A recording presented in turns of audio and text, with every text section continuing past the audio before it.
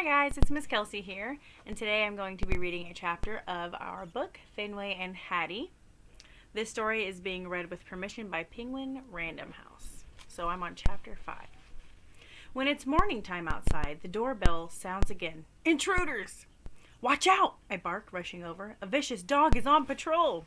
Despite the very obvious risk of danger, Fetchman opens the front door.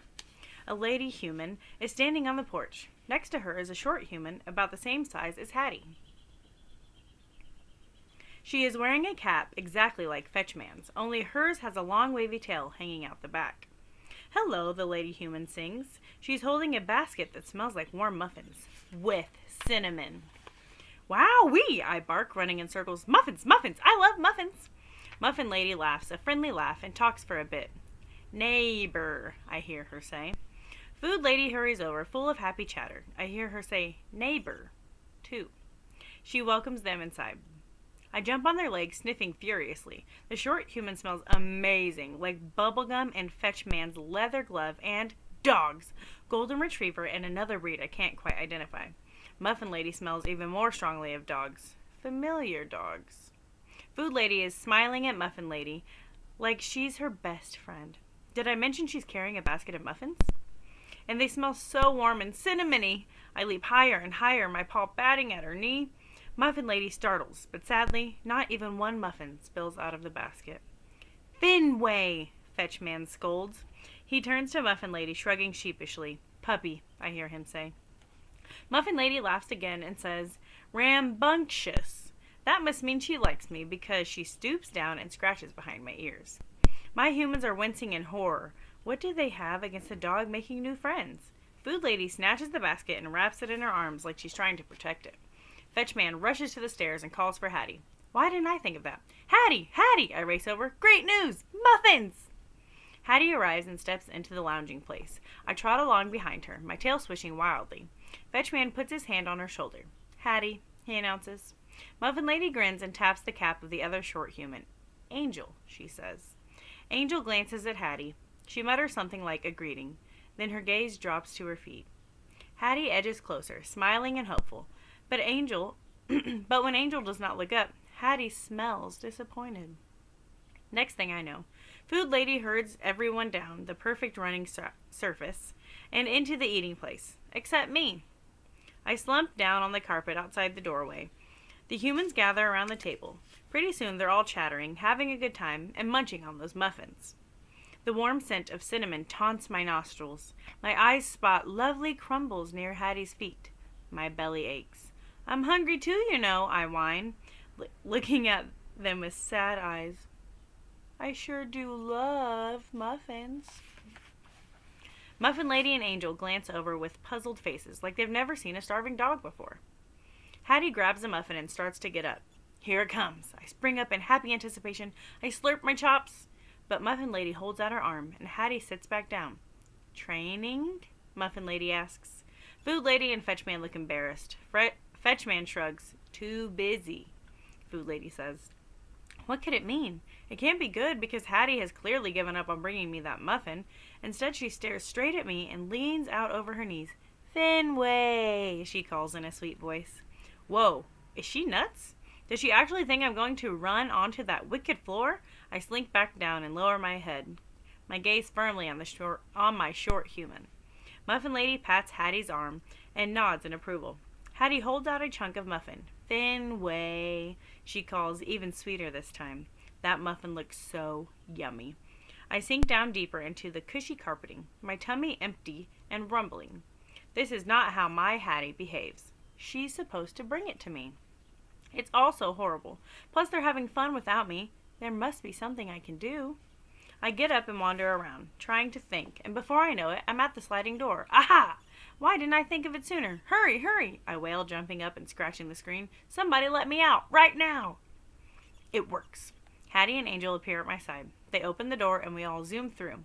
The short humans blast down the steps, and I'm right behind them. I'm ready for fun. The grass is wet and puddly. Still no signs of other dogs, but it could be worse. At least there are no squirrels. Hattie and Angel have a head start, but I'm up for the chase. I'm not on their heels as they run through the grass. Of course, I'd rather be chased than be the chaser, but sometimes it's okay to mix things up. But when Hattie and Angel get to the giant tree, they stop. I get a bad feeling. Hattie points at the way up high leafy branches. She shows Angel the laddery steps on the back of the trunk. As I'm barreling over, Hattie starts climbing. Come on, she says. Angel smiles, but she smells hesitant. I leap up, pawing the bottom rung. No fair, Hattie, I bark. We can't play chase up there. Come on, Hattie says again from halfway up the trunk. She's obviously heading for that little squirrel house again. I collapse into the soggy grass with a groan. Angel sighs, then begins climbing up after Hattie. I'm still watching long after the short humans disappear into the leafy leaves. I'm about to go sniff around some more, but then my ears perk to wonderful jingly sounds. Hooray, hooray, dogs are coming! I get up and trot over to the fence. Through the slats, I see two of them romping around in the dog park next door. Hey. Hello, I call. The dogs stop mid-romp and gallop over. Fenway? Says the white one in her lovely voice. I told you he'd be back, says the golden. Sure enough, it's those two same ladies. They are the only two visitors to that dog park? And why don't they come to this one? Great memory, I say. So, have you two been coming here for always? They exchange glances, then look back at me. What do you mean? We live here, Goldie says. I cock my head. You live in a dog park? Goldie gets an irritated look and opens her mouth. But before she can answer, Patches says, Was that our short human you were trying to chase just now? What? No, it was mine. Hattie, remember? Oh, we remember, Goldie says with a growl. How did you say it? Super best friends? You do everything together. Isn't that right? Patches rolls her eyes at Goldie and then turns back to me. I meant Angel. Wow, she's your short human? No wonder she smelled like golden retriever and whatever kind of dog Patches is. Well, she used to be, Goldie says. I look at her sideways. Isn't she still? Technically, yes, but things change. Patches lowers her head. In the beginning, she was fun, a lot like your Hattie. We'd walk to the river and play fetch. I believe it was the pond, and we played frisbee, Goldie corrects. Fact is, Patches says, a faraway gleam in her eye. She used to be great. I thought she would always stay that way. Goldie scowls. I knew it wouldn't last. As I recall, you were awfully fond of her, Patches says. We both were. She had a lot of potential, like most short humans, Goldie says. It's so tragic, Patches says. Short humans never stay interested in anything for very long. Sad but true, Goldie huffs. They go back from one thing to another, without even looking back. Nowadays, she acts like we're not even here, Patches says, a little yelp in her voice. Goldie paws the ground. She's totally forgotten about the good times we used to have. Gee, that's such a bummer for you, I say. But not all short humans are like that. Hattie's different. Goldie snorts. Are you sure about that? You don't know her. She's completely devoted to me, I insist. She's the best short human ever. Maybe that's how it was before, Goldie says, drawing out the last word. But it doesn't look that way now. What are you talking about, I say, but when I gaze up into the giant tree, I have my answer. Hattie's smiling face is poking out of the squirrel house window without me. And a massive boulder crushes my heart. Keep listening and keep reading.